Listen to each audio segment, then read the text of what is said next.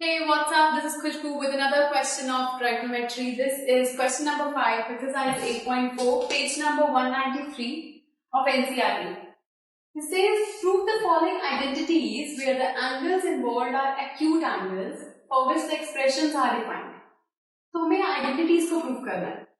सबसे पहली चीज, if you have seen the video जिसमें हमने आपको identities समझाई थी, कैसे इन identities को apply करना है. So, अगर आपको identities mind में है, तो आप इजीली बता सकते हो कि हाँ कहां पर कौन सी, but this things will come with the practice. जैसे यहाँ पर दिया है cosec theta minus cot theta whole square. अब मुझे 1 minus cos theta 1 plus cos theta के इक्वल लाना है. तो क्वेश्चन देखने पहले आपको ये पता होना चाहिए कि इसको मैं ओपन कैसे करना है, कैसे चेंज करना है इसको. तो कोसेक थीटा को लाना कॉस है, ये चेंज हो सकता है 1 बाय साइन थीटा में. So part number first, cosec theta को हम लिख सकते हैं 1 by sine theta minus cot theta को हम लिख सकते हैं cos theta by sine theta. Cot theta को हम टैन थीटा इसलिए नहीं लिख रहे 1 बाय टैन थीटा, क्योंकि अगर मैं इसको टैन में ओपन करूंगी तो कोई रिलेशन नहीं बनेगा टैन और साइन के अंदर, जिससे कि हमें कुछ डिफरेंट कोई चीज मिल पाती है, कुछ हम चेंज कर पाते हैं. तो यहाँ दोनों साइन साइन होंगे तो एलसीएम लेके कुछ सॉल्व हो सकता है. सो नाउ इसका एलसीएम लेते हैं तो ये बनेगा साइन थीटा, अंदर आ जाएगा 1 minus cos theta whole square. तो ये आ गया 1 minus cos theta whole square. अब हमें इधर लाना है 1 minus cos theta upon 1 plus cos theta. इसको अगर हमने ओपन किया तो हमारे पास कोई खास चीज नहीं आएगी, वापस घूम के आपके पास ये हो जाएगा. अगर मैं इसकी आरएचएस सॉल्व करती हूँ, यहाँ पर लिख देते हैं इसका एलएचएस. अब अगर हम आरएचएस सॉल्व करते हैं तो आरएचएस में 1 minus cos theta upon 1 plus cos theta. इसको अगर हम रैशनलाइज करें तो यहाँ क्या आ जाएगा 1 minus cos theta upon 1 minus cos theta. तो a माइनस बी मतलब a minus B whole square upon में a plus B a minus B. a दोनों का सेम है, b भी दोनों का सेम है, प्लस और माइनस साइन का डिफरेंस है. तो a square minus B square.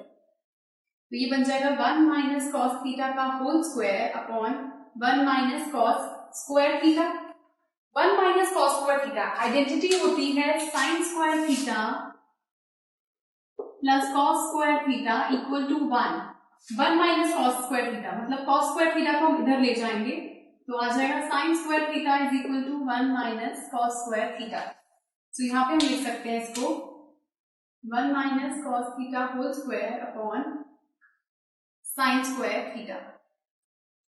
सो इसको अगर मैं ओपन करूं तो क्या बनेगा 1 minus cos theta whole square upon sine square theta, क्योंकि ये स्क्वायर इसके लिए भी है और इसके लिए भी है. नाउ एलएचएस और आरएचएस इक्वल आ रही है तो लिख सकते हैं LHS is equal to RHS. तो समटाइम्स अगर आपको एलएचएस आरएचएस हो सकता है दोनों भी सॉल्व करना पड़े, हो सकता है आप एक को सॉल्व करो दूसरे के इक्वल आ जाए, तो ये आप कर सकते हो. अगर आपको एक साइड से कंप्लीट आंसर नहीं आ रहा तो दोनों साइड सॉल्व करके दिखा सकते. नाउ सेकेंड पार्ट,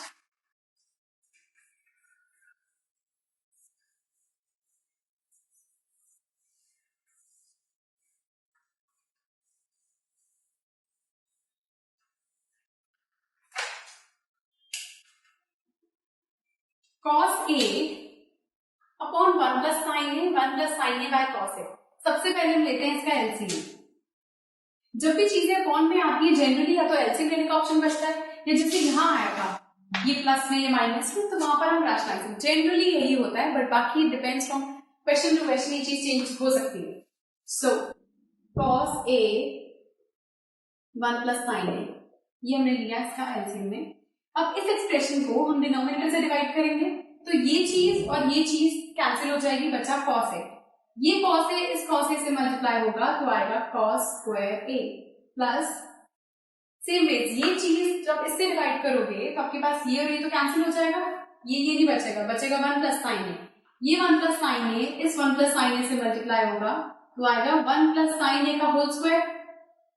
सो अब इसको ओपन करते हैं तो ये बनेगा cos square a plus 1 plus sine square a, यहां हम खोल रहे हैं a प्लस b का whole square, a square plus b square plus 2ab, 2 into a into b. तो ये आ जाएगा 2 sin a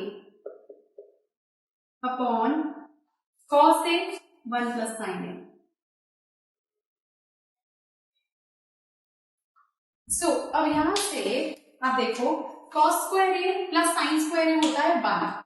सो ये आ जाएगा 1 साथ में ये वाला 1 plus 1 plus 2 sin a upon cos a 1 plus sin a। So 1 plus 1 is 2 plus 2 sin a upon cos a 1 plus sin a। अब इस न्यूमरेटर में कॉमन क्या है? 2 कॉमन आ रहा है यहां से, तो हम यहां से 2 कॉमन निकाल लेते हैं। अंदर बच गया 1, तो 2 निकल गया, बचा 1, फिर एक प्लस साइन, 2 निकल चुका है, बचा sin a upon cos a 1 plus sin a। अब ये 1 प्लस साइन ए से ये 1 प्लस साइन ए कैंसिल, हमारे पास बच गया 2 upon cos A. So 2 upon cos A, 1 upon cos A किसके इक्वल होता है? 1 बाय कॉस ए इक्वल होता है सीकेंट ए के। तो ये बन जाएगा 2 सीकेंट ए, बिकॉज ये 1 अपॉन कॉस ए जो चीज है पूरा 1 अपॉन ये इक्वल होता है सीकेंट ए। तो हमारे पास इक्वल आ गया। सो बेसिकली अगर आपने देखा हो कि फर्स्ट पार्ट में हमें दोनों सॉल्व करना पड़ा, LHS RHS, तब जाके वो इक्वल आया। सेकेंड पार्ट में हमने सिर्फ LHS को सॉल्व किया, वो RHS के इक्वल आ गई।